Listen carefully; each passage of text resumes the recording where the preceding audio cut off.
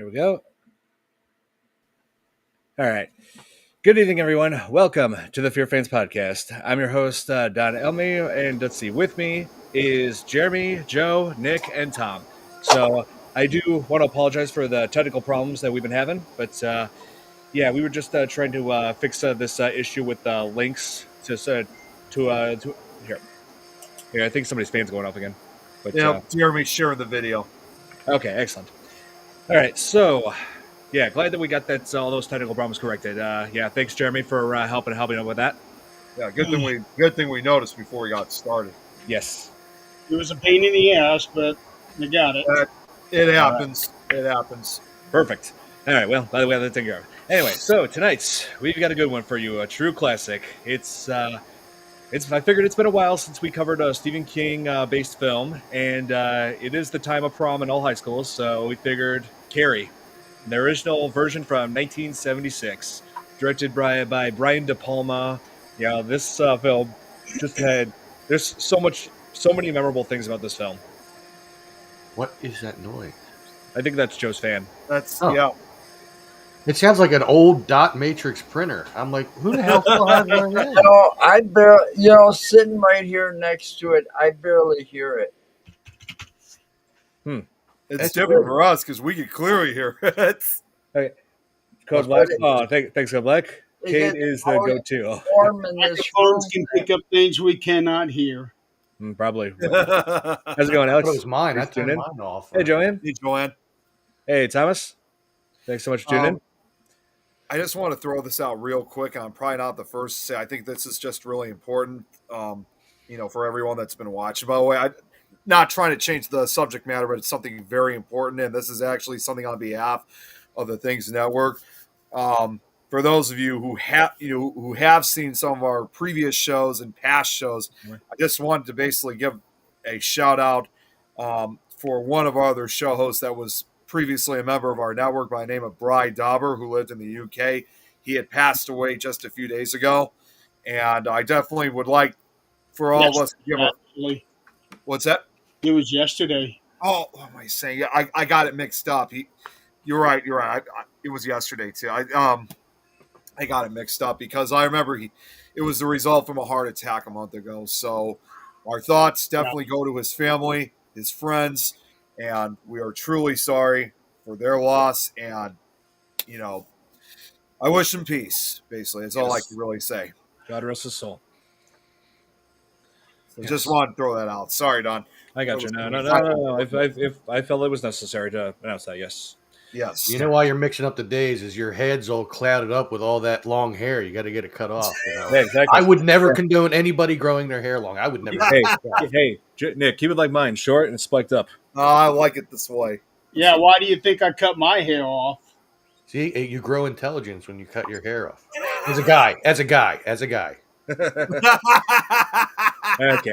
Well, so yeah, so this it's crazy how this movie is about to reach its 50th birthday soon.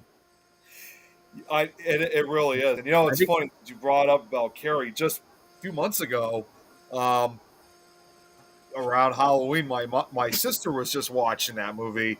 Even though she had the baby with her, she was still watching it anyway. So, but of course, Madeline, she was not paying attention to what was being shown. Yeah, I got you. Well, yeah, so yeah, like this, like I said, it was directed by Brian De Palma. I'm a big fan of his work. He directed Scarface. He directed The Untouchables. So absolutely love that one because that's a historical film for us Chicagoans. And let's see. Oh, in relation to Louis De Palma, the character from Taxi. Right, and also he did Carlito's Way. Oh, and also he directed the first Mission Impossible movie. Yep. Yeah, Really? Now they got the new one coming out. Excited for that one as well. But He also did another favorite of mine, Mission to Mars. oh yeah, that's right. That was back in 2000. Yep. Wow. Yes. So yeah, there's plenty. Oh, here. Hey, Braxton. Thanks for tuning in. So yeah, clearly this is. I mean, I can go on all day about how amazing this film is, but I want to know what you guys love best about Carrie. What do we like best about Carrie? Yes. I know. There was a lot to like. Yeah, there's It was, yeah. I mean, the casting alone was perfect. Oh yes, and It had the ultimate jump scare at the end. and also most importantly too with Carrie's telepathic abilities, with the effects like they used to make it look like she was actually moving things. I mean, I thought was the effects for that was quite impressive. oh yes. Yeah, like that was amazing way how they adapted it to film with the sort of filmmaking technology that was available back then. I do like the split screen technique that they used, the way Carrie was like looking and Yes. Yeah. and to see it's making things happen. And I like how she actually said in a space Sissy SpaceX said during an interview that during that whole scene, Brian De Palma kept saying, "Open your eyes wider, Sissy, wider." See that was actually leaning toward that part being what I like the best because after all that blood drips down on her and her eyes go wide, she looks scary as hell. She did. Yeah. It was almost like the ultimate expression of rage that she showed. And what's her name was horrifying in that too. Piper Laurie. She was. I Yeah, was Yeah. scared of her as a kid from that movie. I was less scared of Carrie. yeah. Like yeah. Margaret White was just a complete unhinged psycho. It's like I don't care if you're religious, you don't really use religion as an excuse to hide your insanity. Yeah. I don't know. There's a lot of people like that do hide religion to hide their insanity. Yeah, Yeah. and Seen it I've seen it firsthand. too. I've seen it too. I'm not going to say who it was because because I'm figuring that person. Okay, fine. Those two people might be watching right now, but yeah, Yeah. they're completely out of their minds. He's afraid Yeah, they're going to come I know after that, him. Tom. Was probably the perfect personification of how Christians can be the most judgmental people out there.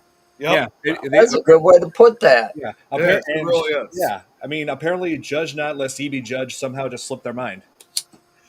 So I just want to tell you this quickly, because since this is broadcasting on my page, I just wanted to give just a few shout outs to those who are watching on my page since the comments aren't showing up.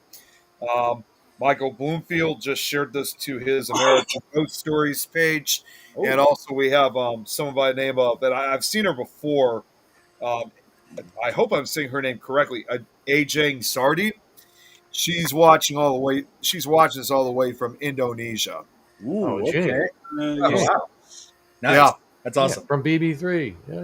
Yeah, that's Yeah, I forgot. That's where I know You her know from. who that is. Yeah, Yeah. that's who I know her from. That's it. Okay, I was about to say the name sounded familiar. I'm thinking, wait, I've heard that. I actually forgot you knew who She actually was an actress as a younger, like as a child. She was a child actress at different points. Like I think she did some stuff as a young adult, and she can Really? correct me if I'm wrong, but she was definitely a child actress. Oh, that's nice. I've seen a few interviews of her, so it's like, so I've also heard her voice too. She's Yeah, really, she's cool. She seems really nice.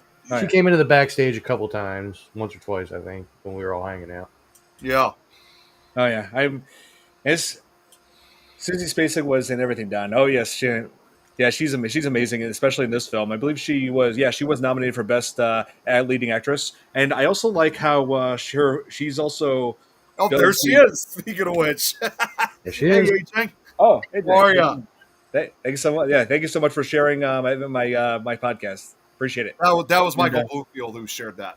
Oh, Wait, you're going to say hi to Nick, but not to me? You knew me first. What the hell? But what I was saying about Sissy Spacek, I also love how she did her voice in the audiobook.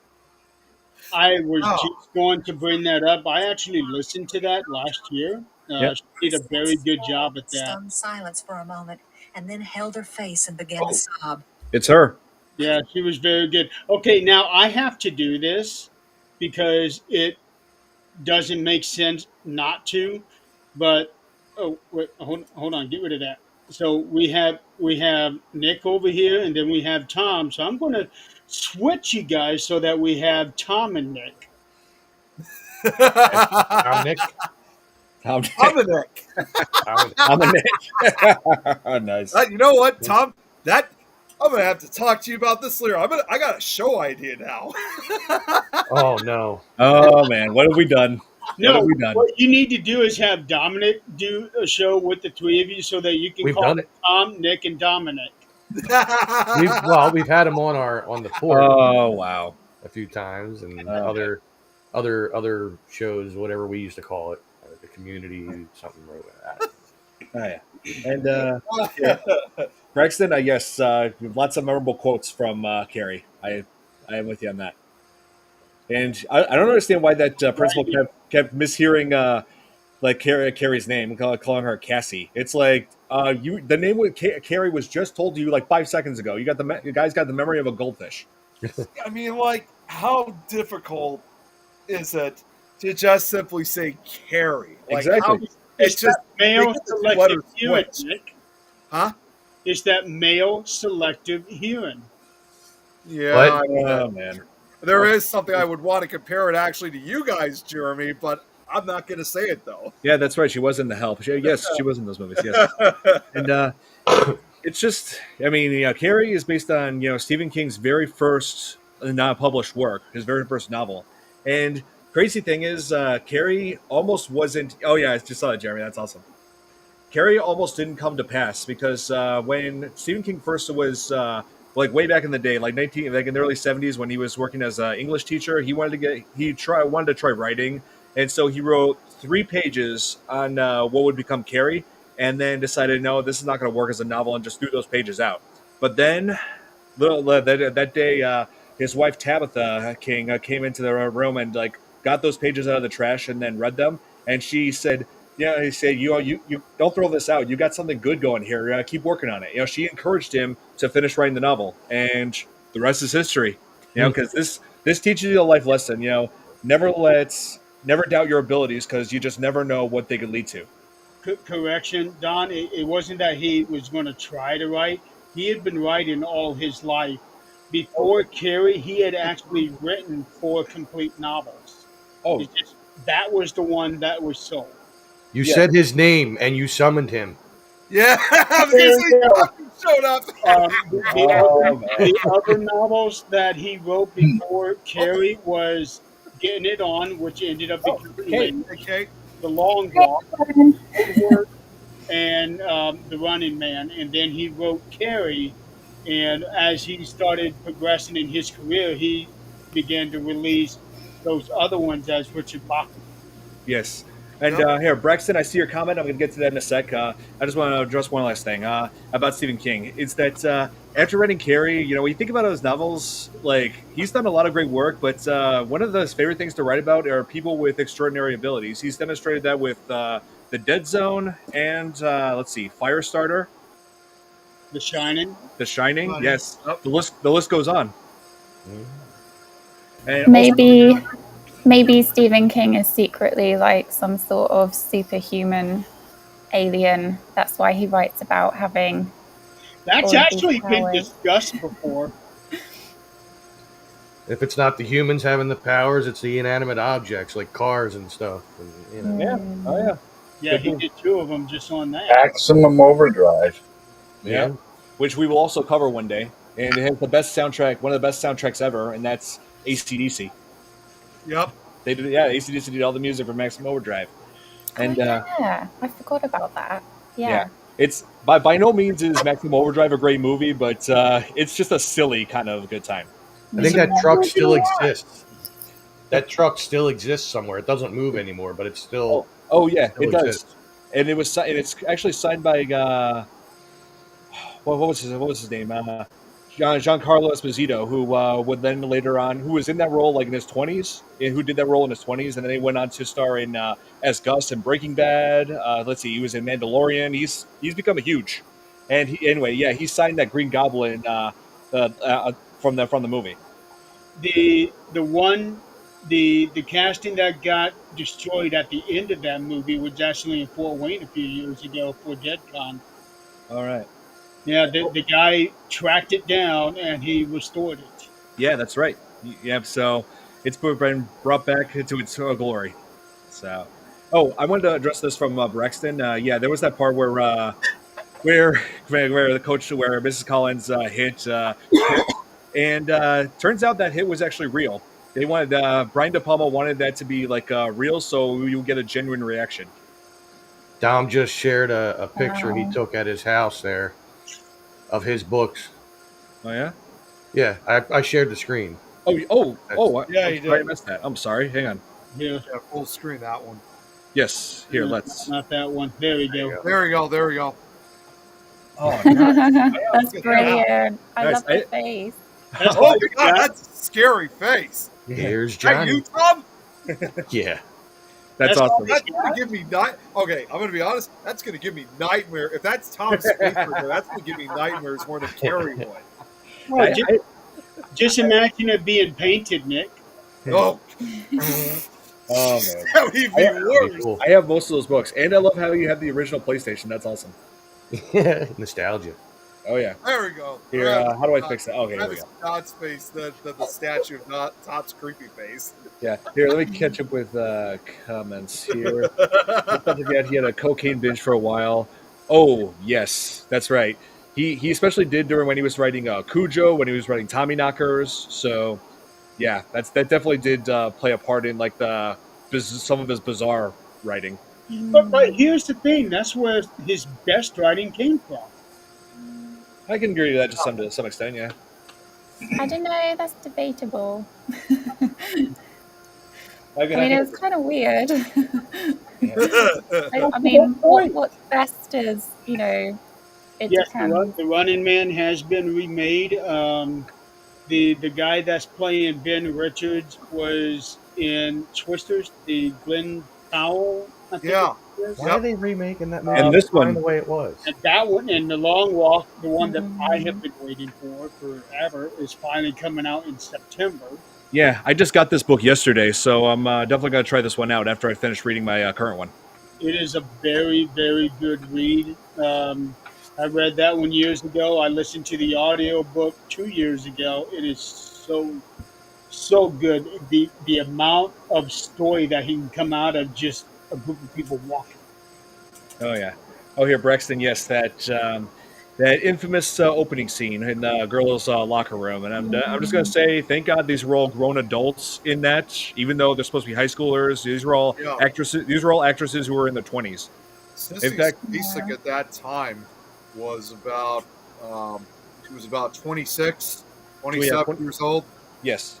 when she did Yeah. that movie. She was born in 1949, so then a few years later, she would have in 79. That would have made her 30, so she was in her late 20s at the time. Oh yeah, she was 27. She was married to the production designer of this film, Jack Fisk, and I believe they're still married to this day, well over 50 years. And let's see, yeah, Jack Fisk. What did he? Oh, one of my favorite things that he did is that when he created that Saint Sebastian statue inside that closet, that creepy statue. Yeah. That was him. Wow. Uh, You know, I'm just going to say this since that. What was it? Braxton that said something about the shower Yeah. sequence was obviously the very early moment of that scene was when Carrie started having her period, Yeah. and Yeah. it just looked. I mean, I think that's so important though, because this came out at a time where it was very stigmatized. Women never Yeah. talked about it, girls never talked about it. So I think it's such a powerful scene because girls watching it felt that it's okay. We have periods. This is what happens. And boys got to see what it was like in a way. Yeah, that's And that, Ew. yeah. after Bloodsport, So I really, really think it was such an important scene. And yeah, at that time, it was groundbreaking, really. I don't think there's ever any other scene before that which involves periods. I Well, don't think so. and I get what you But mean that's by also that, the but- catalyst of the entire story. Yeah. Can you Well, imagine and how I feel different like- that would have made the Brady Bunch? Oh. Marcia, ew. But it's so important. It's what we have to deal with every month, Yeah. you know? Yeah, it's This is part what of- it is. Yeah, but it's part of, life. Well, Yep. and I It's will part of say, biology. I know it's a very important scene, but it doesn't make it any less painful to look at. It just looks painful. Yeah, Yeah, I mean, it is, Nick. It Well, is. see, that's the thing about his stories is he puts so much realism into it that Yeah. when you read it or when you watch the movies, it does and is supposed to make you feel uncomfortable because it's like, Yeah. holy shit, Yeah. I actually went through that, or I actually saw that. Yeah. And also, I know that my grandma told me that her mum never talked to her about periods. So when she had her period for the first time, she thought something was really wrong with her. She thought she was seriously ill because, you know, that kind of generation, even in the 70s, like people didn't really talk about it. Mums didn't really tell you what was going to happen, what would be involved. So They Was didn't it have in they didn't have the so-called the talk. no, that not movie, not not as such, My really. Girl, when she got her period? She's like, No. I'm hemorrhaging. Yeah, exactly. Yeah, it's Well, really yes, I do. scary. It's I'm just gonna. terrifying. Well, yeah, it's especially for the first timers, and although Yeah. I will say for Tom here, though, like I said, they didn't have the talk. Well, except for Tom, because as I once described him, he gave his father the talk because he's the most interesting man in the YouTube Well, world. somebody had to because he didn't do something right because I'm here. Right. Oh, here. I want to get to this. Billy said, yeah. Young Nancy Allen was in this, and she was married to Brian De Palma at some point after this film. I don't believe they're married anymore, but yeah, they were Mm. at one point. But yeah, I know. There's two roles that I know her for. I know her for this, for playing Chris, the main bully of this film, and also 11 years later, she played a role that she would have for three films, and that is the role of Lewis in RoboCop. Mm. Yep, yep. Well, Yeah. let's not Yeah. forget there's someone else that became eventually a huge name in that movie just a year later. And honestly, I actually almost forgot that he was in this movie. It's also hard to believe that John Travolta was also in this movie too. Yeah. Which Vinny Barbarino. what's that? Vinny You know, Barbarino. he looked more like Vinny Barbarino and acted more like Barbarino, but that's probably because Welcome Back Kotter was still going on at the Yeah. time. I mean, And don't forget that what was his name? The guy that played Tommy, William, Yeah, oh, William Cat. yeah, Oh yeah. yeah, the Greatest greatest American Hero. American hero. One of my Great favorite American shows as a Hero, kid. yeah. I Oh, actually just recently, in the last few years, rewatched it all. yeah. Yeah, it's just Well, it's a shame that his career had gone downhill in the later years. Like yeah, He was in like House. with oh yeah, House I liked. Yeah, he was in House. I'm saying after that, later. I mean later in his career. well, like I said though, in this case, like with John Travolta, I mean, I'm sure even back then when he did this movie, that he had no idea that he was going to be like this huge actor in less than a year. Because less than a year later, 1977 and 78, he had this, in successful these two successful movies, Saturday Night Fever and Grease. And I know, of course, he's made a lot of other movies since, but those were just a year after he did Carrie, became like his two biggest movies he ever did.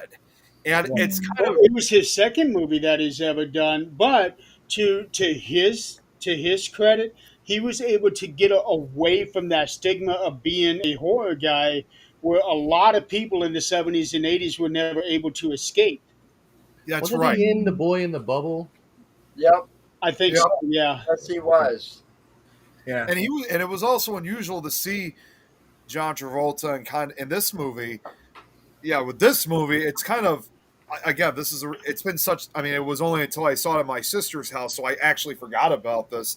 It's hard to also picture John Travolta having kind of a, not just in a horror movie, but also kind of having a more antagonistic role than what he would later have in his other movies that he did, because he usually played the good guy for the most part. Although it should be noted that when he did Saturday Night Fever, he was the king of disco, but he also was part of a gang in the early part of the movie. And it's hard to believe right now he is in his 70s, and when you look at a picture of him, he looks like he's barely 50 years old.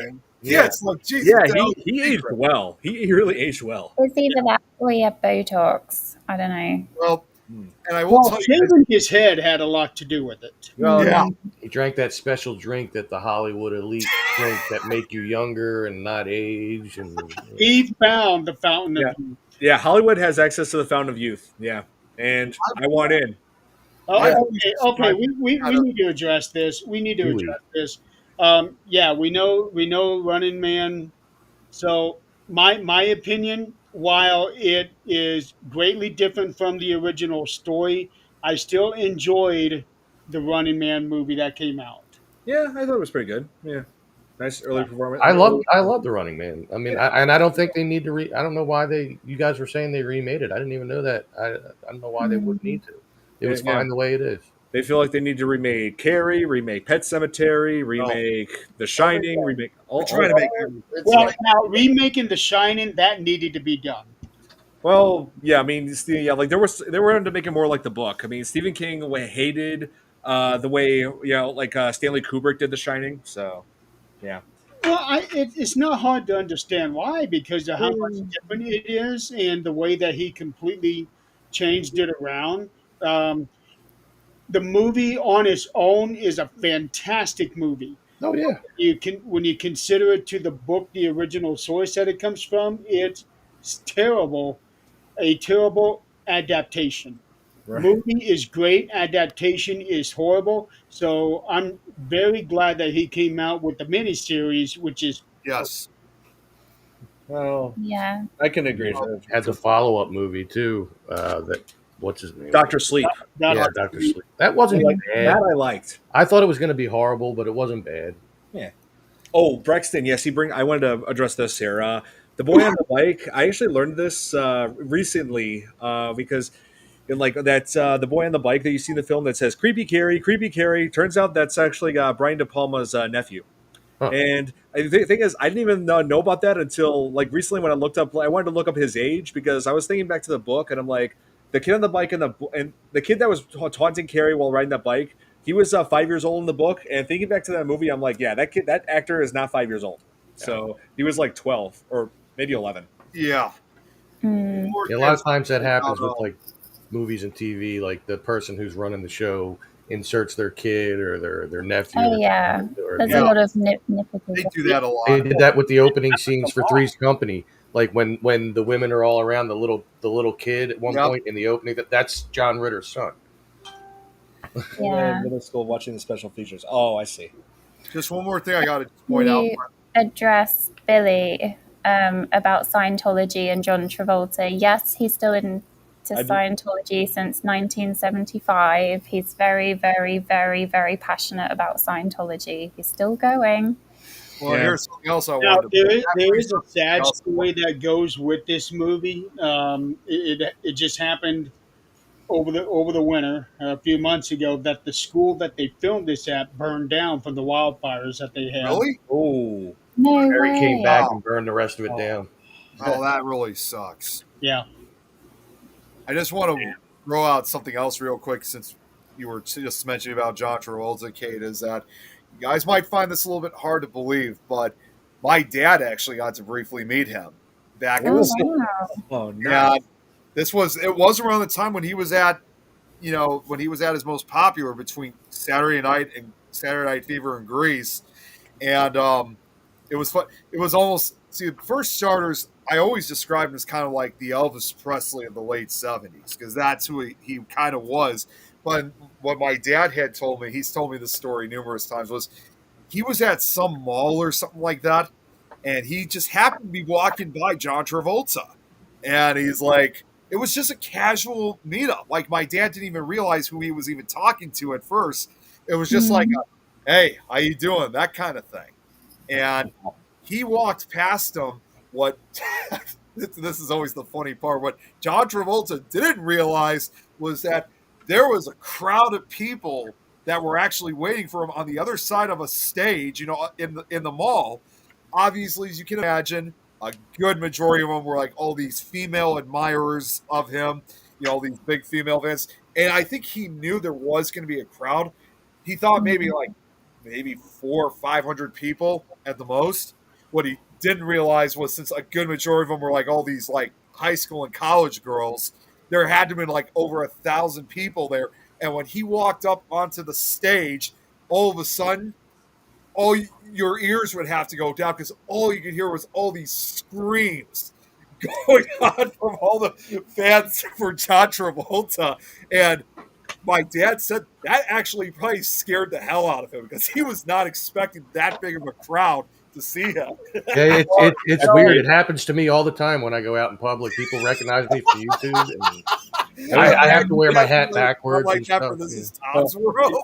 It does happen to me once or twice, if I'm being honest. Like people actually do recognize me. Like one person would say, "Oh, hey Don, I saw your podcast. You were really funny." I'm like, "Oh, thanks." Yeah, I get Aw. recognized here. back in the 70s, John Travolta Travolta, was only 22 years old when this movie was released, so he was Yeah. very, very young. Yeah, it was. It was just still at that age where he was pretty much just still fresh out of high school. Yeah, like I said, it was only his second movie that he ever made. Sissy Spacek is He was 27. 4 years older than him. Yeah. Yep. Joe, what were you going to say? I was going to say back in the 70s, Travolta was so famous for those 3 musicals that he did, Grease, Saturday Night, Mm. Oh yeah. and Staying Alive, Yep. that he was put on all those. They don't have them so much now as they did back then, but you had all those teen magazines like Tiger Beat, Oh yeah. Yeah, and exactly. he was on the cover of them, and that also because of his character Vinnie Barbarino from Welcome Back, Kotter. Ba, ba, Oh, and ba, don't forget ba, he ba. did Urban Cowboy as well. Yeah, but that Um, didn't happen until the 80s. Now, I Early think 80s. that's why he was able to break out of that stereotype. Is that immediately after Carrie, he did Saturday Night Fever, Yep. Grease, Moment by Moment. Don't forget Staying Alive was in there because Saturday Night Well, Fever and Staying Staying Alive was Alive 1983. are sequels. Yeah, 1983. Yeah, Oh. Staying Alive is 1983. So at the Moment by Moment, he did Urban Cowboy, Blowout, Staying Alive, Two of a Kind, and so on. Oh, I remember that movie, Blowout. Chris. Yeah, so Carrie, and let's see, he actually his first film is called The Devil's Rain. So he did 2 horror movies, and then he turned right around and did the 2 dancing movies, and that's what jump started his career. Definitely. You He know, gave me let's chills that not were forget all multiplying. these different things that John Travolta has appeared.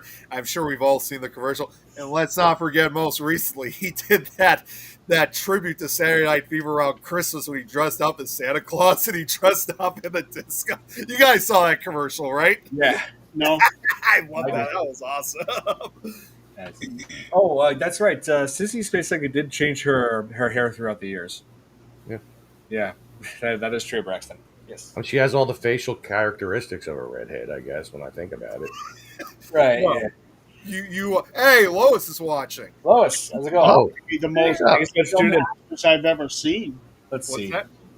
She's probably the most pale actress I've ever seen. Yeah, she is Really? very pale, and like I will say that. Like that's one of the things I noticed when I first saw Carrie. I'm like, wow, this girl is like super pale. Like when they But say, that's what makes her stick out, and that's what made Yeah. her perfect for the role of Carrie. yeah, I was about Yeah. to say her last name, Carrie's last name is White, and I'm like, wow, this actress is really white.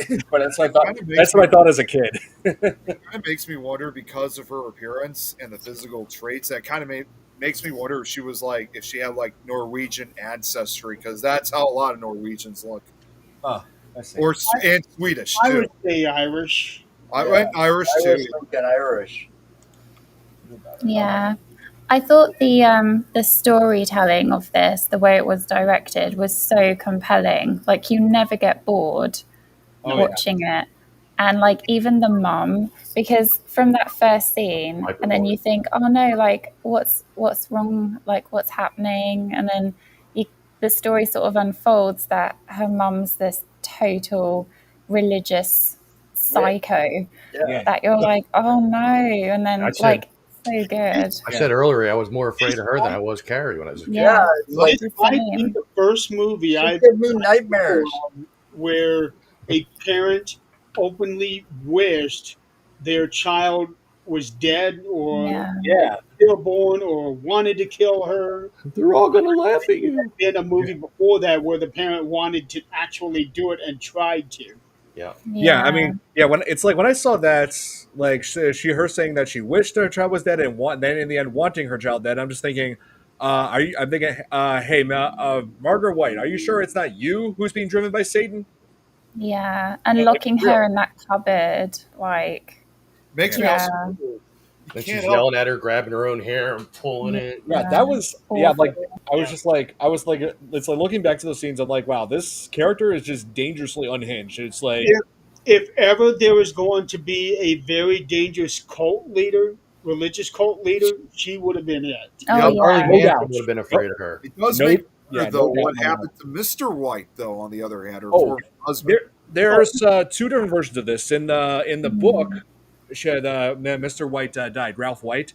In the movie, he just left. Yeah. And I'm pretty sure you mm, can take a wild guess as to why. Yeah. But yeah. but there actually is more to this. I wanted to mention this when we brought up Amy Irving, who plays Sue Snell. She reprises her role in the Rage Carrie 2, and people were wondering how is there could be a sequel to Carrie 2. Well, Ralph White, Carrie's father, after leaving the family, sometime later was with another woman, and the result of that was Rachel, Carrie's half sister, who also got telekinesis. That Yeah, makes Okay. a lot of sense. I saw part of the Rage Carrie too, and oh, is that it? that's Then it, Jeremy. the original, It's the original the remakes. sequel, and the remake. From 2002. Wow. Yeah, Yeah, Now this remake here, to me, follows more closely with the book it than the does. original Mm, movie does, but the cinematography and the direction was bad and because it that's was a TV movie. And Yeah, it was a TV movie, so yeah, the cinematography wasn't the best thing, and also the fire effects looked really. The fire effects looked really fake in the prom scene. I'll say that. I've never mm, really seen the TV remake. I've seen the 2013 remake, but as far Oh as the yeah, sequel, I don't know. I may have to. I'm gonna have to see. I saw it several years ago, although I guess mm, at that time I just wasn't as impressed with it. But maybe if I go back and rewatch it, maybe I'll change. Because now that many years have passed, most of that movie has pretty much been lost to me. So I don't right. really remember a lot of and, what and happened. now there's a rumor that there's going to be another remake. Oh my god. Seriously, a third one? 10 years after No, the other one. that's like I said. Hollywood needs to get an imagination and stop Yeah. mm. making crap. Exactly. But the thing All right. is, they need to leave Carrie alone. The Need Mhm. to leave it all alone. Sissy Spacek was There's a perfect. lot of Leave it movies they needed alone and to move on to some be of his left other alone. stories that have not been adapted. Like we were Right. just talking about the Running Man. That doesn't need to be redone. It's perfect the way it was. Yeah, I mean Stephen Yeah. King has written hundreds Depending of on how you look at it. yeah, Stephen King has put out well over 100 stories, if not way definitely more than that. But and there's plenty of source material for Hollywood to adapt with it. Yeah, Yeah. the Absolutely. Monkey just came out a few months ago. Yes, Um, yes. the Running Man, yeah, I'm actually looking forward to that because I would like to see it more true to the original book. But I am Mm, looking forward as hell for the Long Walk and mm. also the Life of Chuck. I read that story and that one just completely blew me away because it was absolutely different from anything he has ever done. So I really want to see that one. Yeah. Yeah. Yeah, that is true, Braxton. I remember watching this film. I think I was about 12 or 13, and I didn't really think it was a horror film because it has horror elements, of course, and the jump scare. But honestly, I just found it so sad.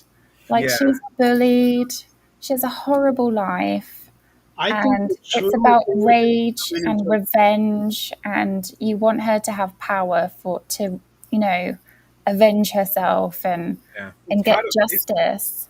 yeah. It's like Yeah. you look at everything, and it's like I'm thinking, Carrie, that girl deserved better. Yeah, but I feel like that's a theme in Stephen King. Like, he's really good at his victims. Yes, So good. well, it And is. Hey, Nikki. empathy, like, you empathize with them, like, massively. he Uh, modeled Carrie after two girls that he knew in high school and combined them Right. together. in Yep. case you Yeah. guys wonder why Nikki can't join tonight, is she's not feeling so good. Oh Oh, well, get Sick. well soon. Yeah, Feel better. If I was she's just not messaging. if she's not feeling good, then why would she want to get on camera? Well, no. I mean, I was chatting with her earlier, and I asked if she was going to be coming on, and she said she would have loved to, but she has the flu, and she oh also has yeah. some rib pain. right now at the worst. So Ooh. she's going to be going to a doctor soon. Man. And I Well, came on because Nick asked me last night during a torturous game of Minecraft. what Oh, did you you what should did have you do been this? done. He stole my What did diamond you do? pick. Huh? What? He stole my diamond pickaxe. I thought I found it. Make your own pickaxe, Nick. Oh, and also Cade right here also trapped me in Tom's bedroom, which made him kill me. Yeah, because you Yeah. were caught red-handed raiding his chest. I So of wasn't course I reading was his going to chat. trap you I in was there. just looking around. Always being a troll at Minecraft. Always. Yeah. And then he went and built a room in the house, even though he has that other house at the bottom of the stairs. He went and built a room in the house right in front of Robert's room, blocking one of his doors. Well, not really. He still has room. But yeah, what Brexton was saying here, yeah, Rachel's mom was also insane, but they put her in a mental hospital for before guessing anything like what you see like Margaret White do to Carrie, before that could happen. But I will say this, like yeah, and also Piper Laurie, she was not. I forgot to mention this. She was nominated for Best Actress in a Supporting Role for that performance at the Academy Awards back then. And Oh. yeah, I mean, when it comes to like Deservedly. yeah, like when it comes to people playing villains in movies, like we're seeing like a lot more like Academy Award winning performances for the like villain roles. Like you look at Heath Ledger when he played Joker in The Dark Knights. Mm. Javier Bardem when he played Anton Chigurh in No Country for Old Men. Let's see. Oh, Christoph Waltz when he played Colonel Hans Landa in Inglorious Bastards. So Mm. we're seeing a lot more of that in recent years. And there's also another Yeah. famous actor who he played. Usually um, he doesn't really play like antagonistic roles. I'm trying to figure out who that guy's name is. He was known in here's what I was looking for, because I had to look the movie up. Burt Young. You guys know who that is, right? Burt Young, yes, I Yeah, remember him. hey, in Rocky. hey, Tom, you know what? You should know who that is because he was in Rocky. Um, Oh my god. what I was gonna say, like, for someone like him, he even had kind of like not an Academy Award, but still received an award. Oh, holy. A movie that he did in the early '80s for like having a more antagonistic role. Don, you've seen this. It was when he was in the prequel film of Amityville 2, where he plays like Yes. an abusive father in that, which at that time was a relatively unusual role for him, because prior to that he played more benign positive roles, but he was still good for his performance in that movie. And what's even more amazing, if you guys didn't know, in 2018 they made sort of like a remake of Amityville 2, and they had two of the original actors, one of them Burt Young, in that remake in 2018. Although, once again, in that remake, he's a more positive character than he was in the original Amityville prequel. So That's why I enjoy seeing actors getting into roles that are completely different from what they do. Like Robin Williams when he was in Insomnia and 1 Hour Photo, Oh, he was Right. played brilliant. those roles. Yeah. Jim Carrey doing all of those stupid, idiotic roles, and then which I have to say, Sonic the Hedgehog 3 had me He crying. was so good. I love him in Sonic. Yes. He's Yeah, amazing. he had me crying. But he did the So Metallic, good. which is a very serious role. Yeah. Very that good at one. that. He did 23. 23 and Dark Crimes. He was so good for being a comedic guy in That Spotless Mind movie, too. roles. Eternal Sunshine Yeah. of the Spotless Mind. Yes. Yeah. So and Braxton, I don't know if I'm going to be able to. yeah, we're Yeah. not even. I don't know if I'm going to be able to. Not even gonna go It's down like that. It's it's Keep gonna like it PG. PG, yeah, that's what I mean. So, people. we're not even gonna go down that. It's gonna sound really, really Moving X-rated. on. But anyways, Moving on. I don't know if I can. Anyway, I don't know if I can display those comments, Braxton. But yeah, I hear what you're saying. Another role that I really like in Carrie is PJ Souls. yeah, Yes. She has that unique resume where she was in the very first Stephen King movie, which literally jump started his total career. Yes. Because his book sales, they were doing all right, and then Carrie came out, and all of a sudden he exploded. And then 3 years later, 2 years later, she was in the first Halloween movie. Yes, That's Linda. correct. Yeah, being strangled to death with a telephone cord by Michael Myers. So PJ Soul, it has that unique thing where she was a part of two major career jump starts. Yeah, she Oh, did. yeah. She really Wasn't did. stripes. Yeah. Let's see She who was the else. one that he was trying to use the spatula on when she was on the stove and stuff. I remember that scene. That's right. Let's see. Oh yeah, And Right. in She was show in too. Stripes too. there was also. Oh, the Aunt Jemima treatment.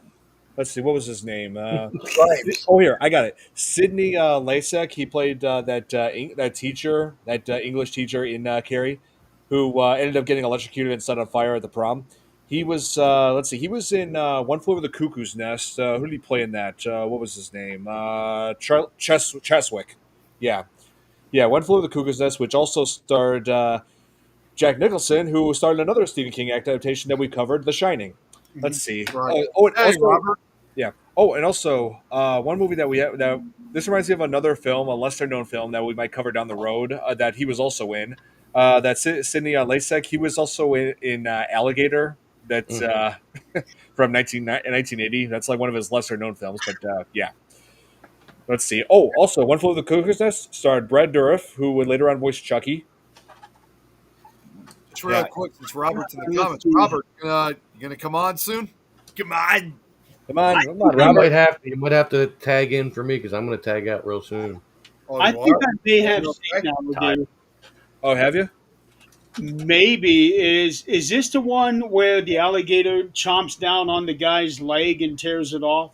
That on a cop's leg, yes. Yeah, that came out in that was 1980. It's based on that urban legend about an alligator surviving in a sewer, and then this alligator had been feeding on like discarded test animals from that had growth hormone in them, and became a giant Yeah. 36-foot behemoth. And then it breaks out, goes on a murderous rampage. And let's see. Okay, so I have at least seen that scene because I can see it clearly in my head, and I saw this thing 30 some years ago. Hey, Sniper, how's it going? Oh yeah, but actually saw it like years ago as a kid. I rented it from Blockbuster. Like I rented it because I saw the second film first because that had a PG-13 rating, and I'm just like, oh come on, let me see the first one. Come on. Let's see. Here, let me find a just to give you guys an idea. Here, Alligator. Got to be more specific. 1980.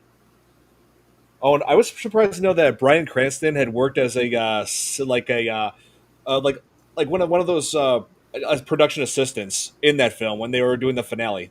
Huh. It was before he became an actor. He did an interview about it. Yep, it's this. Yeah. Oh. And I remember that one memorable scene where near the end where the alligator attacked a wedding. Yeah, there's him munching on a maid. All right. 8 aids of munching. Yeah, and the main star of that he was like in a TV show. What was his name? Oh, Robert Forster. Robert Forster, yeah. Yeah, he was the star in Alligator. Mm. Yeah, so I'm sure you guys have heard come across him before in some movies Yep. and shows. Yeah, I know who that is. Yeah. Now, Yeah. getting back to Carrie, Yes. as typical in Stephen King's stories and subsequent movies, there are always that one character that you wish was never killed off, and for me, that was Miss Collins. Yes, Miss Collins. Yeah, she didn't deserve that. Hey, Robert. And Robert, Oh, yeah, because she did everything she could to help. Oh, hey, Robert. Guys, She ended guys, up- I'll be right back. I gotta do something for my mom real quick. I'll be back in just a minute or two. All right. Okay. It- Tom's laughing. She was Carrie's first supporter from the very beginning of the show. And then at the very end, Carrie, while not directly doing it, ended up killing her. Yeah, it seems like her power was just completely out of control. Because which another difference from the novel, because I don't know in the movie it just felt like her power was just existed as this. Once it's like her anger reaches its peak, it just becomes an unstoppable force, just causing chaos everywhere with her having no control of it. But no, in the novel, she controlled literally everything. And what was different was Carrie ran out of the gymnasium after the pig blood was dumped on her. Then she took her revenge by sealing off everybody in and causing all those fires, electrocutions. So she was control. She had total control over her power, and she knew exactly what she was doing. Hmm. Yeah. And she ended up killing a lot of people during her walk from the school to home. Yeah. She had just had enough. Yeah, Yeah. that's right, Brexton. That's true. And when you really think about it, that is actually a perfect metaphor for how we were all feeling when we're in high school, where we get so fed up, we just kind of wish we could do something. Carrie actually did it. Hmm. Yep. Man. She was just bullied her entire time, wasn't she? Like tragic, really. Yeah. She didn't Yeah. have any friends. I don't remember her having any friends. No, the first friend that she had was the teacher, and then later on, Hmm. Snell. I Yeah, think just Tommy so, kind of liked her though. I think he realized that it was a bad thing that they were doing to her and all that. Well, yep. I don't think Tommy had a clue Well, that's of what usually the they were case. doing.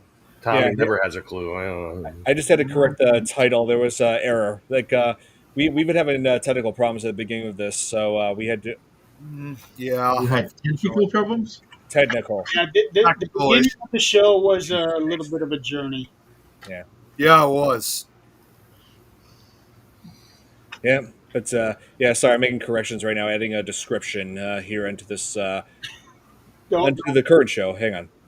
Carry on my I don't wayward think there's gonna son. be any changes on the page, Don.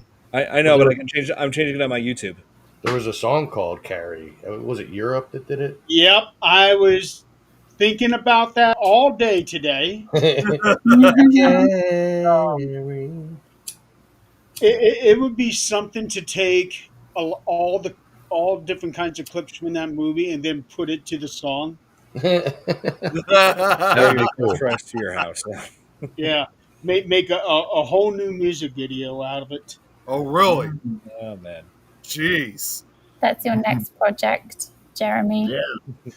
Oh, I like the musical Well, score. I have to get a digital version of the movie so I can be able to make the clips out. Hmm. There you go. I do like the musical score whenever she uses her powers. Well, for most of the scenes where she uses her powers, like when it comes to shutting doors or shutting windows, there's that music sting. I believe that's Oh, a clear. yeah, that's I believe right. I believe that's a clear homage to the shower score from Psycho.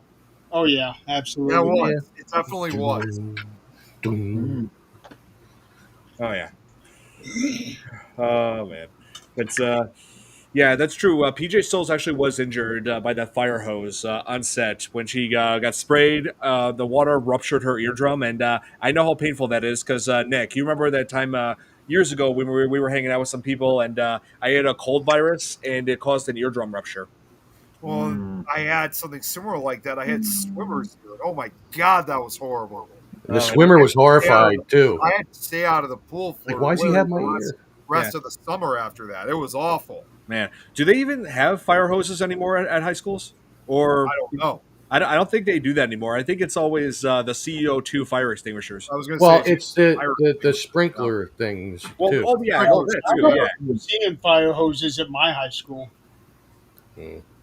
Well, I'm gonna jet out while we're all quiet because I got to get to bed. And Very Tom, bad. I just want to say, Okay. who Uh, Good night, Tom. who fixed my name up saying Nick the Thief? Was not me. I haven't done anything. I didn't even notice that your name I was changed. going to say, did you do that, Tom? Yeah.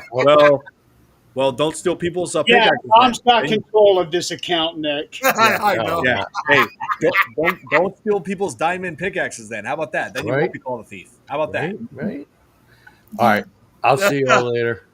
Uh, Good night, All right. Tom. Good night, Tom. Good night. Thanks so much. Good night. Another fun fact about this movie is that the screenwriter Lawrence Cohen also wrote the screenplay for It, Yes, That's right. Tommy Knockers, and one of the episodes, Nightmares and Dreamscapes. Ooh. Jeez, I forgot about Nightmares and Dreamscapes, actually. I saw that when I was really young. Yeah, I'm going through and checking and see which one he did. Was nor an axe for fire safety. Oh yeah, like having an axe inside of a high school is probably not the best idea. better than having a gun. No. Well, but still, an axe can do some serious damage to somebody. I Uh-huh. yeah. Yeah. Let's see. Oh, our high school has one, but by the main entrance. Oh, I see. Entrance. Yeah, I don't think because I was about to say I don't think they have fire hoses at high schools anymore. They Yeah, would like I have said, an most of it's axe like in fire my high extinguishers, school back sprinkler. in the day. People would have got hurt. Oh yeah. Wow. Well, considering how long those hoses would have been, like when you were trying to evacuate, like if there's like a fire or something like that, I recall experience with people trying to get out of a running building. People could trip and get tangled in or something Oh like yeah. that. Like Yeah. anything could go wrong. Oh, and let's see. Speaking of fire, what's also another memorable scene is when Carrie is walked out of the high school after her powers had created all that chaos. Yeah. Like electrocuting people, and especially that principal and that teacher. Like she held a grudge against the principal for getting her name wrong, and against that teacher for laughing at her in class when she called Tommy's poem beautiful. But Mm. anyway, He what? also did the end of the whole mess. That's what Lawrence Yes. Cohen did. Oh yeah, that's right. That's right. He did do that. Was it? Oh yeah, when Carrie walks out and Chris and Billy are just about to run her over, and Carrie looks behind and like flips that car over and lights it on fire. And at that moment, when I saw that scene, I was thinking, hey Chris, how's that for a hot rod? Yeah. And it's amazing how they did that stunt. The stunt driver had like this mechanism that caused a foam pole to launch out of the bottom of the car, which caused it to flip. So and no, apparently no one was injured when that stunt was done. So it was Yeah. executed perfectly. So, but yeah, that was an amazing car flip stunt and fire effect. For the That's time, probably my definitely. favorite kill scene. What It's probably my favorite kill scene. could be? I mean, yeah, of Chris getting their comeuppance, but it was much more brutal in the 2013 remake. Yeah, it It was. was. That's Yeah, what they did. Obviously with these remakes, they make them more brutal than the they, original they film. do. They always do.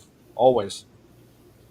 Yeah, but speaking of fire, what also was mind blowing when you really think about it is that Carrie, when she gets home, the last place you should ever go to, where anybody should be with that psychopath of a mother. She Yeah. comes home and finds that the home that Margaret has transformed the whole home into a gigantic fire hazard. Seriously, Mm. Oh yes, candles were literally everywhere in the house on the gas tank, table. all this different crazy stuff. Yeah, Yeah. there were candles on the tables, on the shelves, and even two candles that were on a bed. And I'm pretty sure that house would have been destroyed anyway if Carrie hadn't used her powers. She basically turned it into a ritualistic altar. Fire. Oh Mm. Yeah, yeah. yeah. I'm telling you right now, I don't have candles in my home. Oh, it's not plugged in, but what I use is like these scented things that you plug into the outlet. Yeah, Yeah. yeah. But even I don't leave those plugged in because I'm thinking, like I don't know. I'm just cautious about leaving things plugged in. Yeah. That's why I use the You're not moving battery. to know what will happen. Right. That's why I use the battery operated candles nowadays. In fact, do you remember, Don, when we were trying to shoot like an episode for Scary Stories Presented in the Dark? I had Right. those battery operated Yeah. candles because obviously there was, yes, it may have looked fake, man, but they may have just been battery operated, but understandably there was no way we were going to use real ones because Yeah. that would Yeah. have presented a huge fire hazard. Yeah. I never use candles in my condo. Yeah. No way. Wait, what did Chris say? Whoa, Nick, battery operates. I don't know where he's going with that, but okay. Battery operated. Oh, No. I think it's a sexual thing. Yeah, you don't want Uh-huh. Yeah. to. We don't need to go further than that. No, we're not going to go through that. We're not going to go further with that either. Yeah. Tom should. If only Tom was here. Tom would have, but nope, we're not going to go down with that. Real quick, someone commenting on the personal page by the name of Renee Odell Hurt said, "My favorite part of the original Carrie was when she finally stood up for herself with her mother at the end." Yes. Yeah. That was that was when Margaret's insanity was at its peak. Going to. It's like she was convinced that Carrie was created out of sin and that she needs to die, that she needed to be killed. I'm just like, oh my god, just how insane and delusional could you possibly get? And also, if she was created out of sin, that's not her fault. That's her Exactly. mom's fault. Yeah, exactly. Right. Yeah. So, Uh, She's still the personification of sin. yeah. And they mm, also said too, by the way, in response to all this talk about candles and whatnot, said I rub scented oil on my light bulbs and I won't have candles. Which, that does make sense to me. Hmm. mm. The name of it is That's Mother. pretty good. That would be a safe thing to do. What I always wonder is what happens after to Carrie. You know, like after the film, you always think does She's she dead. have to stay? She's dead. Yeah. Oh, Yeah, but Yeah, she's dead. Meet up Hellboy. Guys onto them. right. I mean, the one big change that they did make about Carrie's mom dying, Margaret's death. Yeah, I mean, I mean, that was the so biggest change that they I made at don't the end. remember this. So does Carrie and the mum die? Yeah, Yeah. they did. Well, Yeah. she I'm kills just her saying- mom first using her powers, Yeah. like using different knives, stabbing her face Okay. to death. And then she eventually uses, like, almost like basically like the ferocity of her own powers to cause the entire house to collapse. And, Well, see, that's the difference between the book and the movie. In the, well, yeah, for the movie, but as for the book, book, she uses her powers to stop her mother's heart. Yeah. And they actually do that in the first remake. Okay. Right. But they did the whole stabbing scene because I guess it's more dramatic. Yeah, Yep. that's what they were going for. Brian De Palma thought, stopping Margaret White's heart would not have been adapted very well to film, so he wanted something that was more symbolic and dramatic. And so Carrie had Margaret impaled by all those every sharp object, knives and all that, and then had her pose look very similar, like resembling that Saint Sebastian. Yeah, resembling the pose that Saint Sebastian statue had in that closet. yeah, it's How much wood does it need? This much wood. yeah, that's what I was demonstrating. Like, Nick needs a hug. Hey, Slinky. The batteries give me the runs. Oh. What if she didn't die though, Carrie? What if she Well, resurrects? that's the kind of the teaser there at the very end when Carrie pops her. Yeah. Right. But I 'Cause think that's what I thought. I thought she didn't die. I thought that's like her it resurrection. was a nightmare sequence. It was a dream sequence. Yeah. Oh. And by the way, But this is going to sound weird, but Stephen King had said in an interview, like when that movie first got released, he said obviously like people were screaming, like when that you have that jump scare at the end. But he said in particular, one of those showings, he said in the row in front of him, there were two huge African American men sitting in front of him, 250 pounders at least. They're screaming like children. They're grabbing her. One of them grabs him by the neck, and one of them goes like, "That's it. She ain't never gonna be right." And Stephen King said that he later spoke to his wife, who was sitting next to him, saying, "This movie is gonna be huge." Yeah. That's like with The Exorcist. Like my dad told me that in the cinema, people were just walking out and Yep. vomiting and oh yeah. yeah, I think Exorcist had a much stronger effect on audiences than Carrie did. I mean, yes, Carrie Yeah. was shocking, but I think Exorcist had a more devastating effect on audiences. Oh But my gosh. here, Yeah. I wanted to bring up what Braxton was saying. also a lot more brutally visual than Carrie ever was. Yes. Yeah. And here, Braxton, what he says about the house crumbling, like that's Carrie's power, gone out of control, out of her grief and her just out of her overall pain. But I do like the way they did that effect, sinking that house. What they did was they took a half scale model of that house and put that on top of an elevator and used that to create that house sinking effect. Yeah. It's more or less the same scene that you would see in the Poltergeist. Yeah. Renee here says that because I'm just trying to keep up with the comments from my personal page. Right. Renee said, in my opinion, Carrie was the first fire starter. I can see that. I can see that. Yeah. Yeah. I can see that. And another fun yet scary scene to watch is the pig killing scene. I was just thinking. I figured you were Oh going to say yeah, that it's one. it's even more graphic in the book. Yeah, where the guys are kind of hesitant. Well, okay, now that we're here, I don't know if I really want to do this. Um, Chris, no hesitation. Yeah, Yeah, like he does. good You God. kind of wonder if he comes from like a butchering family. Yeah, you would. Well, you would think. Or if he was just unhinged. Yeah. Like what Braxton said, this must have been response to what I just said about, the two guys. There was a time when black folks didn't mess with horror like that, but now it's a new breed of black people in the horror. And he's actually right on that. Yeah. Mm. Yeah, that's true. They actually made a movie a year ago, 2 years ago, called The Blackening. The blackening. Yeah, it's one of those one of those stupid movies that they tried to treat serious. It's Mhm. it's an odd watch, but it's called The Blackening. Hmm. Never heard of that one before. Never heard of it. It's all about how the first kill is usually a black person. The way Oh, that they went about it, and the whole yeah, they do that. They do that a lot. Yeah, well, it's not all the time. There are exceptions. Yep, Yeah. right, but they were going for that stereotype. yep. Mm. So they made a story that's all black people. Okay, who's the first one to get killed? Who's going to be White guy. the survivor? Who's going to be the killer? Well, guess what? It's the black guy.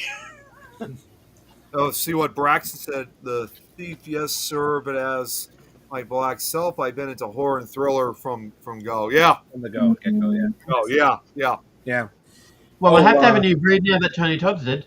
So Oh, guys, Joe is going to log off. His back is really causing problems. Okay, Joe. Oh, Okay. okay, Joe. Oh, Joe. Oh, he's gone. Oh man. I Yeah, thought- I actually, I'm going to be honest. I don't know if you guys know. He was kind of like this, almost like just Yeah. kind of sitting I noticed that upright. too. And I was just about to say, I was literally about to ask, saying, Joe, are you all right? Because he didn't look so. Mhm. Yeah, I was concerned about that too. I looked at his screen a few times, and I'm like, is he all right? Yeah. Well, I was trying to reply to him privately because I wasn't sure he wanted that to be said in public. yeah. I got you. Yeah, I understand. Well, hope he gets better. He's been Better going soon, through, Joe. he's been going through, yeah, I just feel bad for him. He's been going through a lot lately. Yeah. Well, like I just said with Yeah, it's been a rough 2 weeks for him. Yeah. not just him, of course. Like I mentioned that Nikki, she's about to go see a doctor herself, and then Irene, just like a day or two ago, she was in the hospital herself. It seems like everyone's having all these medical issues.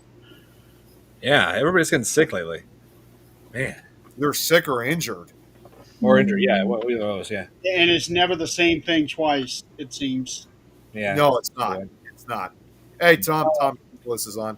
Huh. The one thing that always kind of confused me a little bit because it seemed a little far fetched that the literal drop of a bucket to the back of the head would be enough to kill Tommy Ross. Yeah, Yeah. Mm. it is a heavy. I mean, that bucket was metal, so it's a heavier, and it also still had some blood in it.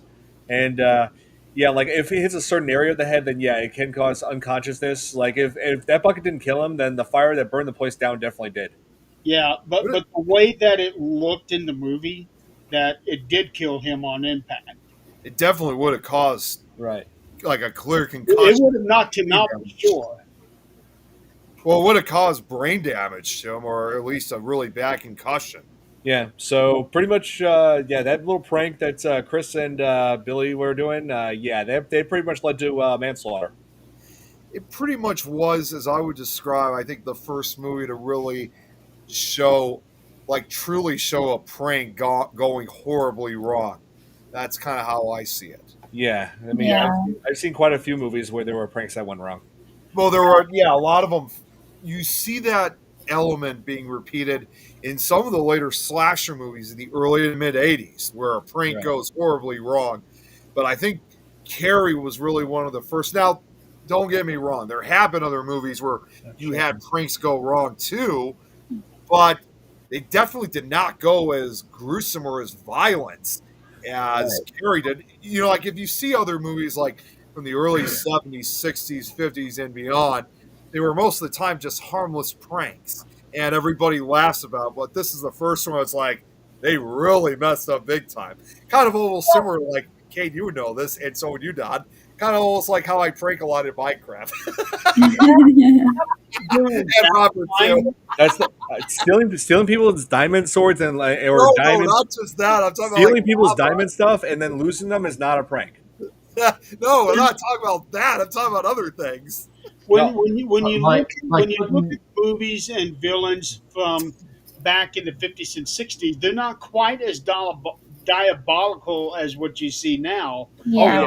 Yeah, It's totally. right there in the 70s where you see much crueler villains, Yeah.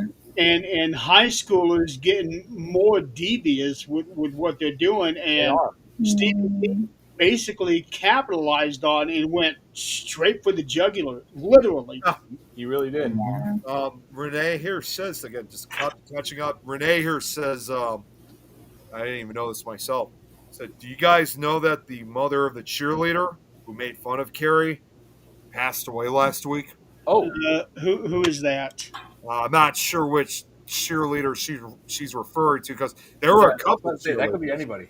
Yeah, because there was a couple cheerleaders that made fun of her, so I don't Yeah. know Is which it, one is it Renee mother referring of is mother of Sue Snell? Is it? I don't know. Yeah. I'm only seeing what she wrote in the comments. I got you. Let's see. Oh, Hey, you don't have to give us a name.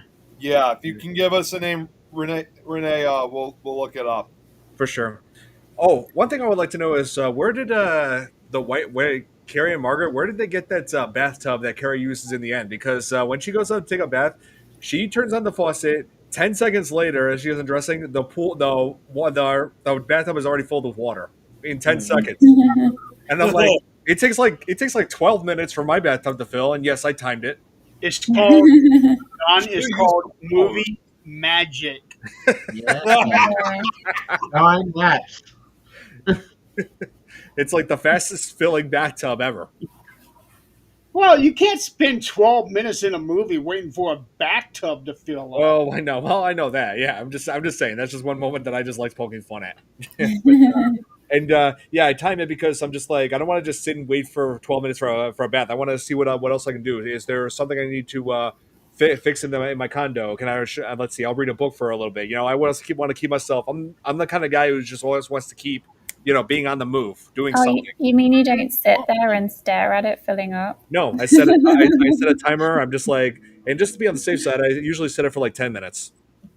There's since you brought that scene up, there's also something very unsettling about that because here she comes. She literally came from a bloodbath, well, and going into a bloodbath, and she's just casually cleaning herself off, washing her hair and everything, and by the time that she gets all cleaned up and comes out of that bathroom, it's like she is a completely different person, completely different attitude, Yeah, almost as if she did not do what she had just done.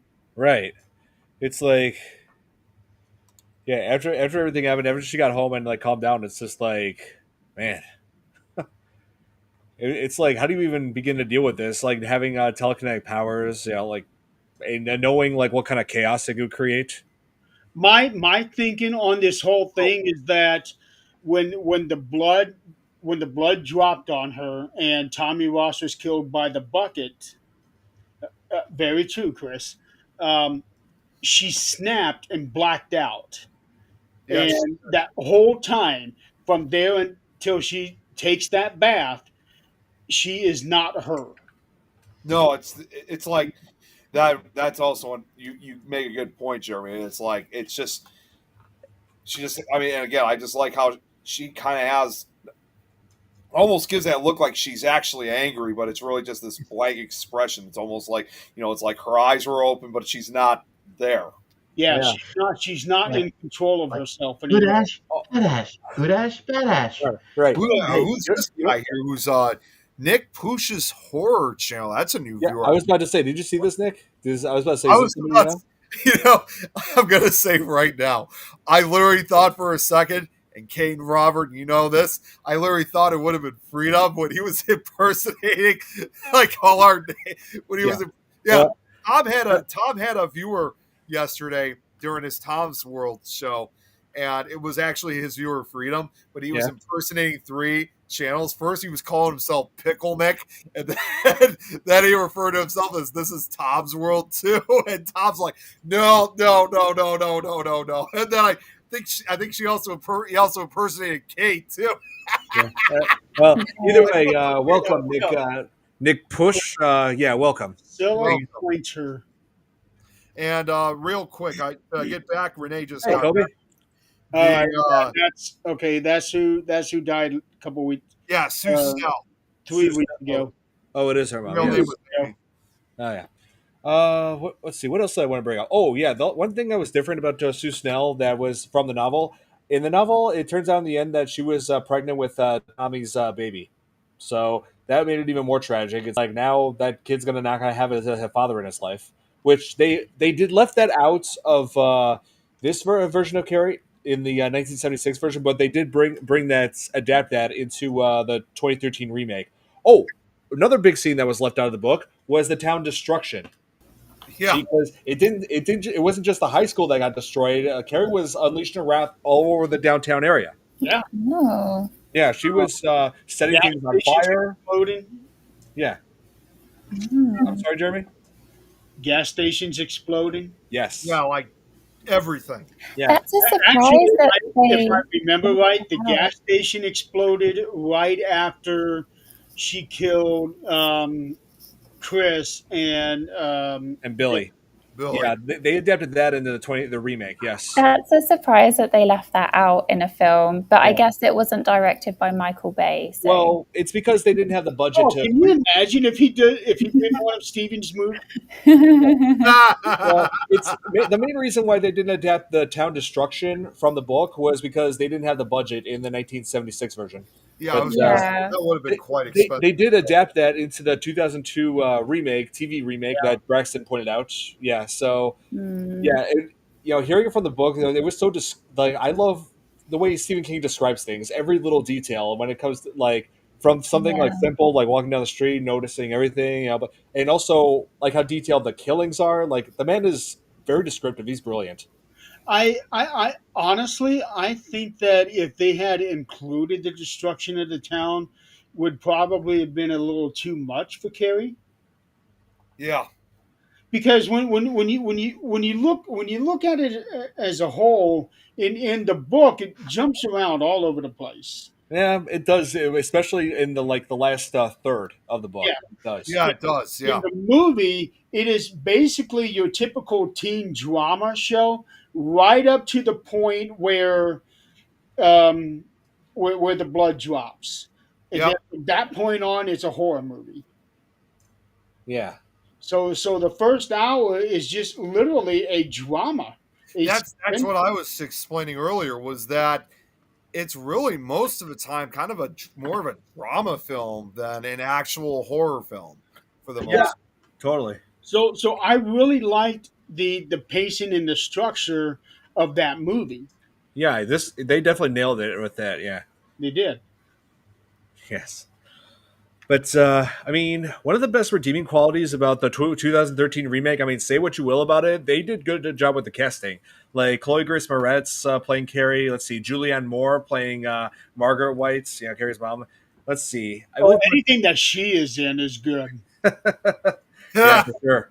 Let's see. I believe Judy Greer. Yeah, she was. She was played the Mrs. Collins role in that remake. I remember her voicing Cheryl in Archer.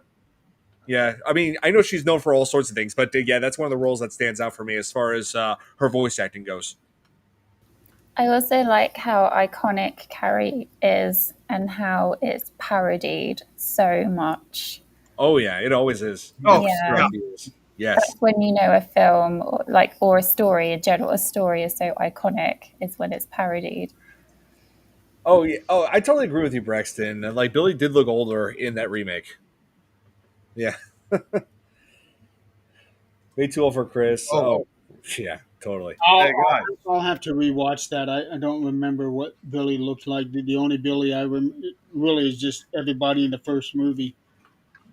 Oh yeah, and like I said, Chris and Billy's deaths were definitely much more gruesome in the remake.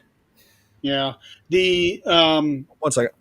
with with Carrie coming out before that one, all of the horror movies were either very brutal or not. yep, This one had a combination of both, but it was that build up to the explosion of the violence. Oh yeah, definitely. It wasn't like a teeter totter throughout the movie like what you see in most others. Because in most other shows, especially in the '70s, you start a horror film out with that big kill to get everybody in there. Then you have a little downtime. Somebody else gets killed. Then you have a little downtime. Somebody else gets killed. For this one here, this is a straight on climb and crescendo. right.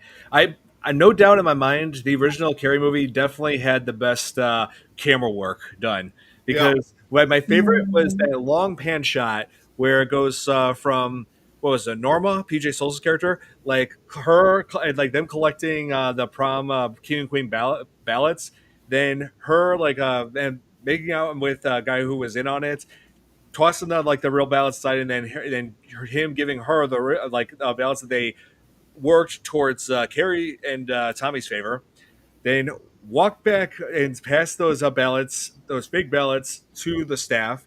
Then was signaling to Chris and Billy under the seats.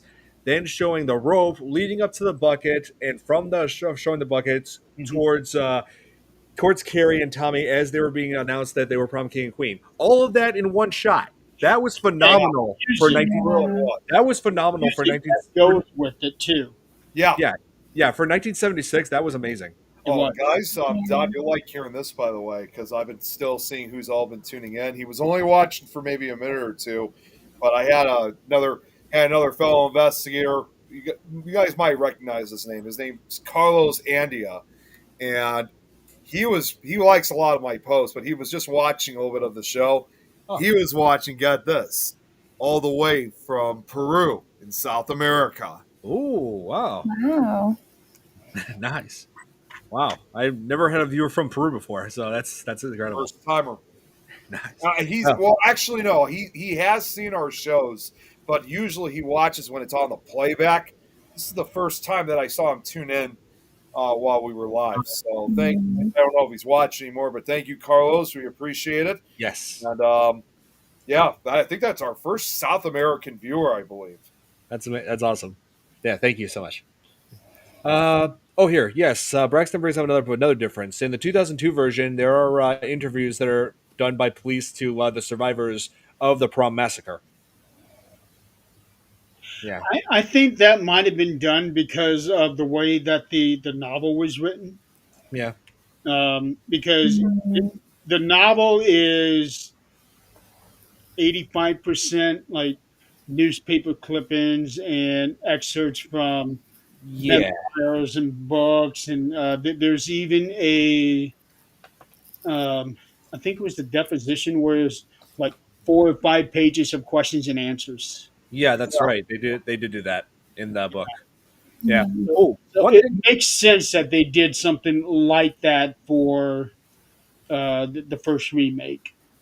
Yeah, and what they did adapt in the remake from the book that they didn't do so for the original was Chris's dad coming into the school like and complaining about to Mrs. Collins and the principal about Chris not being able to attend prom because and like being in suspension and thinking he's going to use his ability as a lawyer to get back at them. It's like And then the principal turns it right back at him, and say, "Okay, well, we're going to sue you for the actions of your daughter." yeah, there you go, there you go. He did, yeah. Yeah. Yeah, he did. He did. Oh my god. That Yeah. shut up real quick. Yeah. Perfect. Oh, wait, what was it? With Norma, she got some prom ballots. She jumped back saying, I can't believe it. Swimming with disease. Oh yeah, I don't remember that one. yeah. I think that was adapted in the remake. Yeah, but yeah, that's what I love about. That's what I one redeeming quality about the 2013 remake. It's like say what you will about it, but I do like how they added more from the book than the original version did. I mean, it's like yes, the original version will always be a classic to me. Always be on like a film that I would love to go back to. But I do appreciate the effort that the 2013 version put into trying to be more like the book. Yeah. The 2002, yeah, 2002, it would have been so much better if they had better cinematography in it because it Oh yes. looks so amateurish. But a lot of TV movies did back in that time. Don't show that comment. That's just spam. You It's all right. I'm on it. I'll get rid of it. don't even acknowledge it. Yeah. It's Well, no, because I'm Oh just letting if you Don. I'm do, kind of letting if Don you know. do acknowledge it in any way, then they're going to keep coming back. That's why when you see it, don't say anything about Okay. okay. it. Where was I? Oh, yeah. When you take a TV movie and an actual movie and put them side by side, you can tell the big difference in the cinematography and how this one looks so professional and this one looks like it's made by kids from high school. And Yeah. 2002 Carrie was definitely that. Mm-hmm. For sure. Tom, we talked about that earlier. He's talking about John Travolta. Yep. Yeah, we did. Yeah, I think Saturday Night Fever and Urban Cowboy really saved his career because his first two movies were horror roles, and if he had done one more of that, then his career probably would not have gone as well as it did. Yep. Yeah, that is absolutely true. Yeah. So. Oh wow. Yeah. Yeah. Carrie like definitely has its place in history. You know, Stephen King's first published novel that really took off, and and this movie really. I feel like the movie really did it justice. Yeah. Also, 3 years ago, this movie was put in the the National Film Registry by Library of Congress as being culturally, historically, or aesthetically significant. That's right. Wow. Yeah. So that's another feather in his cap. Yeah, Hmm. that's true. I Uh, wish they would do the same thing for Dawn of the Dead, the original from 1978, because they did that for Night of the Living Dead, and I think Dawn of the Dead also has historical significance as well. Yeah. Hmm. see, I want to see The Shining did too. Yeah, I'm gonna I'm gonna look right now, but I think they did that for The Shining. They did in 2018. hmm. Yeah. Oh, So Yeah. they did. I mean, Stephen they King now deserve it. has two movies in the registry. Yeah. They deserve it. Definitely. For sure. Absolutely. Oh, wow. Yeah. Just love how good movies like that get that kind of treatment that they deserve. Yeah. And So if you haven't watched Carrie, where have you been? You Yes. have to watch it. Yeah. Yep. You've all had almost 50 years to see it now. Yeah. yeah, no kidding, slacker. So when you talk about Carrie, you cannot talk about Carrie without recognizing Tabby, because if not for her, Carrie would never have existed, and if it didn't, then who knows? Hey, Uh, I know, Thomas. That's the joke. Hey, Nicole. Hey, how's it oh, going? you Oh, actually responded to Oh, hey. hey, Nicole from the Wicked Wicked sisters. Good to see you. Haven't no, seen this you is in a yeah, while. this yeah. So Nicole had Gutierrez. it not been Oh for wait, yeah, Tabby, I know who this is. not have the career that he has now, because without Tabby, there'd be no Carrie, and who knows what his career trajectory would have looked like. Right, that's true. Absolutely true. Hey, Kobe, how's it going? Thanks for tuning in. Yep. Hey, Nick is only 18. Yeah, no, no, he's not. No, he is not. I'm gonna. Well, I was gonna. I was literally gonna say, as Kate would usually say, "Well."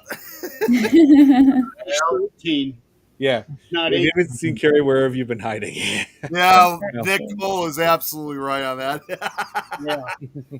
I So originally saw Carrie on watch the AMC. movies, all 3 of these, and read the book. Yes, read the book, and also, if possible, if you're interested in audiobooks, definitely read that. Have that play that because Sissy Yeah. Spacek narrates it. Wow. Carrie being narrated by Carrie.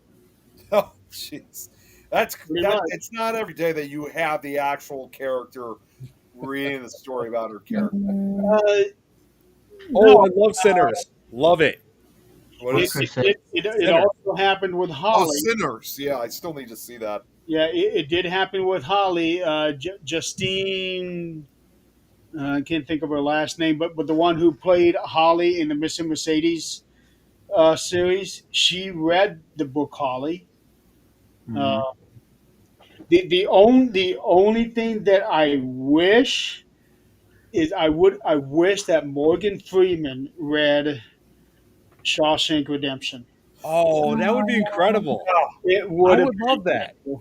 Now It Frank was Miller did it. you- He did a you- damn good no. job, but still, when I read the Shawshank story, I read Mhm. it in Morgan Freeman's voice. Like I, I like that must have taken you a while. yeah. you know what? I had a I friend. I had a friend who's. I had as a they friend. did, like with the Family Guy parody of it, as Cleveland said, why they chose enchilada night, I will never know. Oh my god! But I had a friend who does the voice, who was able to do Morgan Freeman's voice, but he doesn't anymore because he's afraid it comes off as like as kind of racist because he's white, but being able to do the voice of a black guy, it's like Yeah, yeah, it's hard. so, yeah. Um, I'm just saying, yeah, like like I knew someone who did that voice, but he doesn't really do it anymore. Nicole, she's asking me this. So there might be a problem. I'm still keeping my fingers crossed about going to OSR this year. Unfortunately, I can tell you right now, Tom's not going to be able to make it this time because of his recent surgery. I'm hoping to have the final answer by tomorrow, so I might be going with someone else. Trust me, I really want to go to Parapsychon this year. I'd love to get another picture with you guys and everybody else. That's But the coming weekend. yeah, it's this upcoming weekend. No, Yeah, it's on my daughter's birthday, which is the following weekend. yeah. Well, I told you about that before. That it was going to be the 16th and 17th. Oh, you did? Yeah, I did. I told you that, and you even said that before. That for first time that No, was the weekend that it wasn't on your daughter's birthday. I I forgot. Yeah. Well, anyways, My memory is not so good lately. that's. I got the memory of an 80-year-old. But anyways, Nicole, yeah, I'll Yeah, let give you it know back. by tomorrow of what's going on. I should have the final answer. I'm really hoping I can go because I miss you guys. I'd like to see you guys there, and yeah, just Well, In a definitely. couple minutes. Oh my god, Braxton! Oh my God, you saw Sinners 7 times, Braxton? Wow. Wow. Impressive. it just came out. He obviously clearly loves that movie. He found a way to watch it again and again. Damn.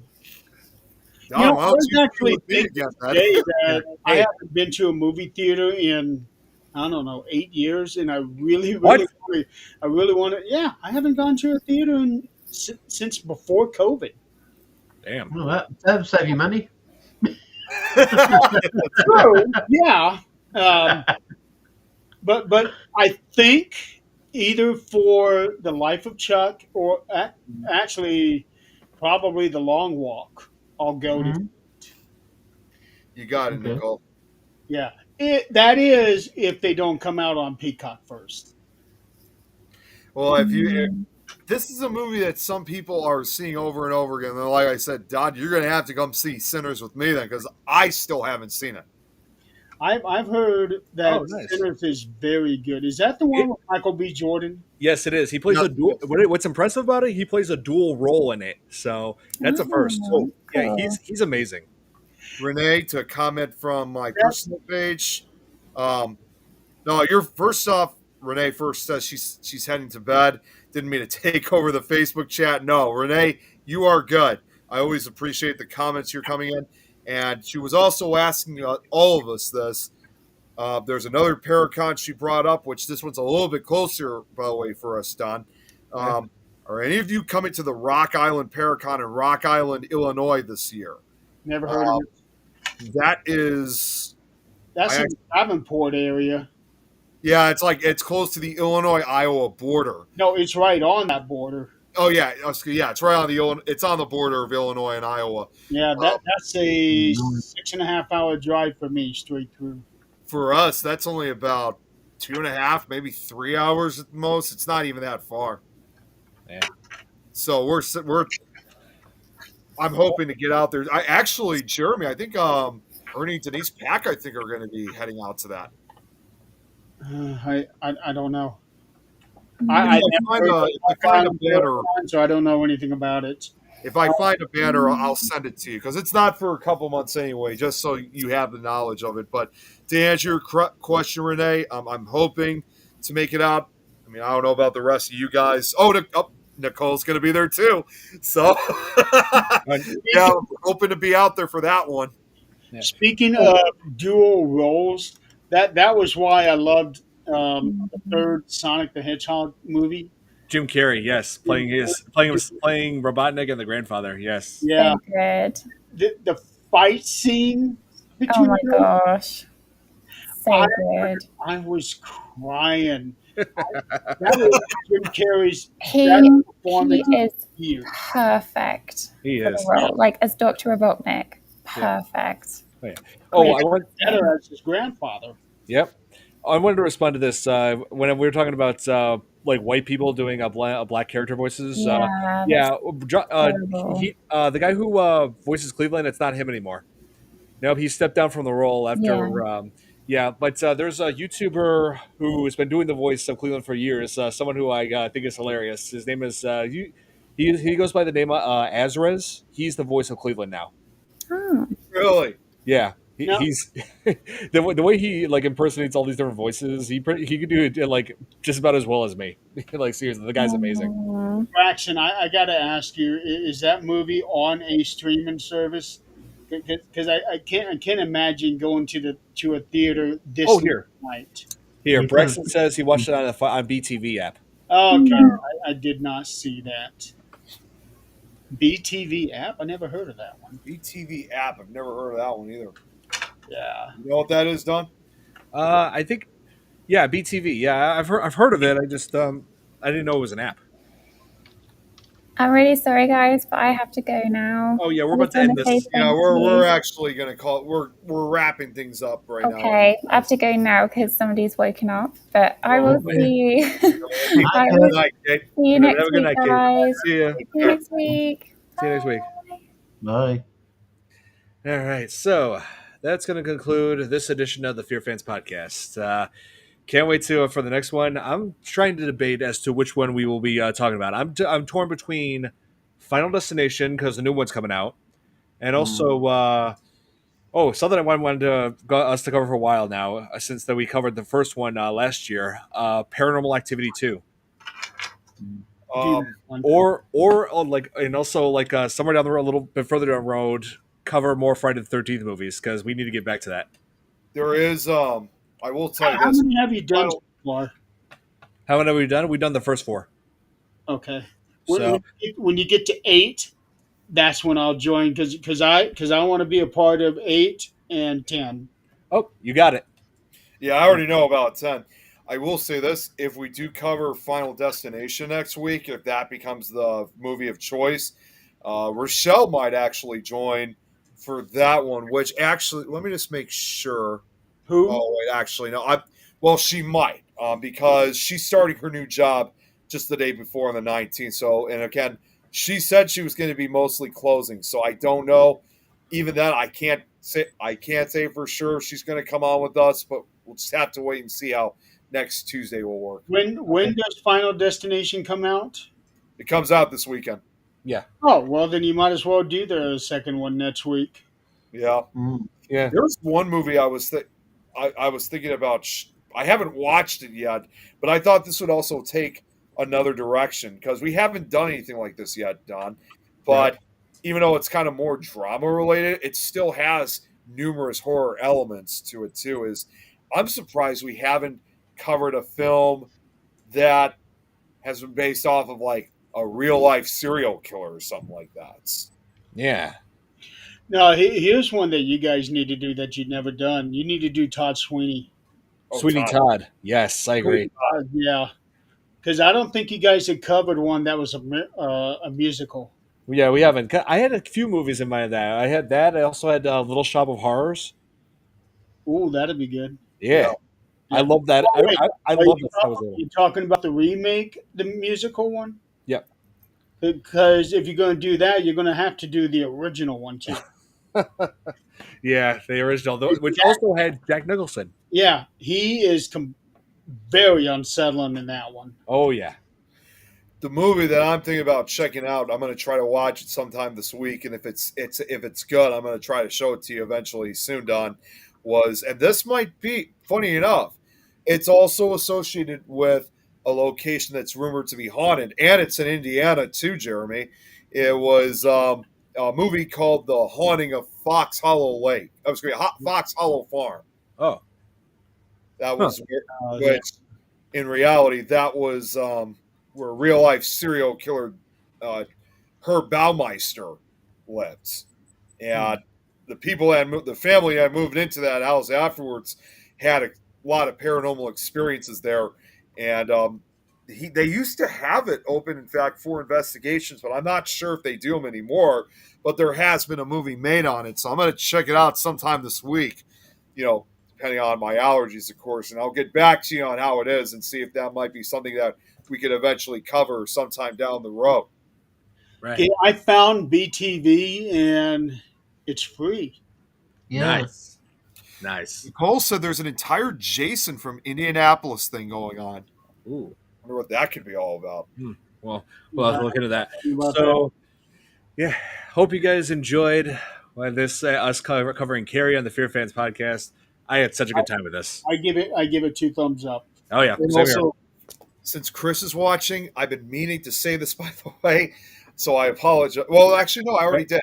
Happy belated birthday once again. His Yeah, birthday. happy birthday, Chris, for the other day. Yep. So hope you guys enjoyed and have a good night. So we covered the first Final Destination. We covered like we might cover end up covering the second one. Yeah. Because we did cover the first one a while back. So I Yeah, think over a year ago. yeah, we will do that. Yeah, the second one. Thanks for always doing this down. Love it. because of that's got a lot of people scared shitless when they're driving. Behind long trips. Yeah, Well, and not to, Dogs on it. yeah, Well, that's and the goal not of Final Destination. and not to go too much into the subject matter, considering what's happening right now with all these plane crashes and stuff like that, it gives kind of that sense of realism right now. Yeah. That's something to be concerned about. Definitely. Yeah, I guess. That's probably as close as you can get to a real Final Destination scenario. Yes, but we'll get to that when we cover Final Destination movies again soon. So Perhaps I'm going to have to be able to find the time to watch BTV because I am so swamped with everything. I barely had time to do this show. But since I honestly never even heard about BTV, although I remember several years ago of a music website I used to go, which I don't think exists anymore. I heard of BMP3, but I don't think that exists. But I've never heard of BTV before. never Well, thankfully it isn't in Minecraft. Otherwise, we'd be going beams. yeah, always. Well, you know what? They had a B on the icon. All right. So, what we're going to do tonight is we're going to make like bees and buzz off. all right. Yeah. So hope you guys enjoyed, and hope you have a good night, everybody. Take care. Good night.